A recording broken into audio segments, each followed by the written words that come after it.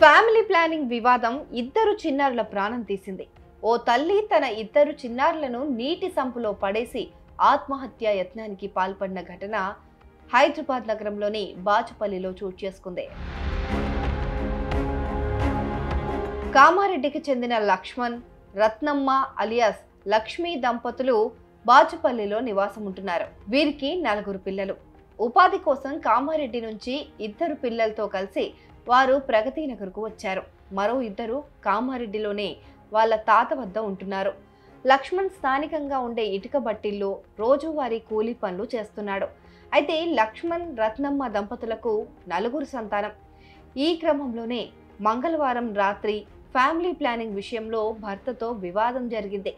ఈ క్రమంలోనే మనస్తాపానికి గురైన రత్నమ్మ అలియాస్ లక్ష్మి అర్ధరాత్రి ఇద్దరు కొడుకులు అరుణ్, సుభాష్తో ఆత్మహత్య యత్నం చేసింది.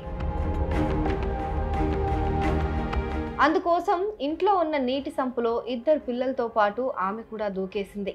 ఈ ఘటనలో ఇద్దరు చిన్నారులు అక్కడికక్కడే మరణించారు. దూకిన సమయంలో శబ్దం రావడంతో పక్కింటి వాళ్ళొచ్చి చూశారు. పైగా నీరు తక్కువ ఉండటం కారణంగా రత్నమ్మ బతికేసింది. వెంటనే గమనించిన స్థానికులు ఆమెను చికిత్స కోసం గాంధీ ఆసుపత్రికి తరలించారు. వాష్రూమ్ లేసిన తర్వాత నేను లైట్ ఆఫ్ చేద్దామని చెప్పి చూసినప్పటికీ సౌండ్ అవుతుంది. సౌండ్ అవుతుంది ఏంటని చెప్పి నేను సౌండ్ అవుతుందని చెప్పి లోపలికి వెళ్ళిన తర్వాత కుక్క పడిపోయింది అనుకున్నా. కుక్క పడిపోయిందని లోపలికి వెళ్ళి ఫోన్ లైట్ వేసి చూసిన తర్వాత ఆమె ఇలా చూస్తుంది పైకి.